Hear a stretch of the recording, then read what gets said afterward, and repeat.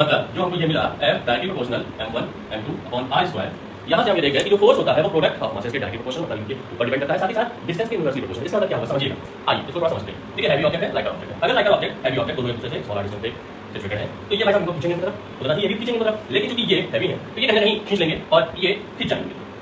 ठीक है, tug of war क्या होता है, एक तरफ इंसान लगे हुए दूसरे इंसान लगे हुए, होता क्या है कि एक इंसान खींच लेता है, जिसका मास ज्यादा होता है, इसका फोर्स ज्यादा होता है, और फिर दूसरे की तरफ खींचा चला जाता है। तो अगर ये पीछे चले आए तो ये घूमने लगेंगे। ठीक है ना, समझ में आ गया कैसे घूमने लगेंगे बता। ठीक है, और अगर ये डिस्टेंस बढ़ गई तो फोर्स कम हो जाएगा, अगर डिस्टेंस कम होगी तो फोर्स ज्यादा हो जाएगा। ठीक है, याद रखिएगा gravitational force is non contact force, दो बॉडीज आपस में डायरेक्टली कांटेक्ट में नहीं आती हैं। ठीक है, डायरेक्टली कांटेक्ट में आ जाएगी तो वो अलग फोर्स हो जाएगा। ठीक है, याद रखिएगा कांटेक्ट में नहीं है। ठीक, तो यहां से जो हमारा F directly proportional to m1 m2 upon r square आ गया, तो ये क्या हो गया, F इज इक्वल टू, बेटा जब यहां से ये प्रोपोर्शनैलिटी का साइन, देखो प्रोपोर्शनैलिटी होती है क्या, जो न्यूटन ने कहा था जो न्यूटन ने कहा था उसको फॉर्मूले में डिराइव किया। तो सबसे पहले फॉर्मूला है तो प्रोपोर्शनैलिटी है, तब ये फॉर्मूला डिराइव होता है। तो वहां पर एक कांस्टेंट आ गया कैपिटल G, और ये आपका फॉर्मूला, ठीक है ना, ये आपका फॉर्मूला हो गया F equal to G m1 m2 upon r square, Newton का यूनिट जरूर लिखिए। ठीक है, वेयर जो G है वो क्या है, where G is universal gravitational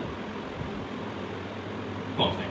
क्या है ये, यूनिवर्सल ग्रेविटेशनल कांस्टेंट। ठीक है, समझ में आ गया, ये आपका इतना यहाँ पर न्यूटन लॉ ऑफ ग्रेविटेशन। ठीक है ना, न्यूटन लॉ ऑफ ग्रेविटेशन ये आपको यहाँ पे बता दिया गया। ठीक, मतलब जो न्यूटन का ग्रेविटेशनल लॉ था वो ये कहता था कि दो बॉडीज आपस में एक डिस्टेंस पे सिचुएटेड हो तो उनके बीच में जो फोर्स लगता है वो उनके मास के डायरेक्टली प्रोपोर्शनल और उनके बीच की डिस्टेंस के इनवर्सली प्रोपोर्शनल होता है। ठीक है, तो इसका फॉर्मूला होता है। ठीक है ना बच्चे।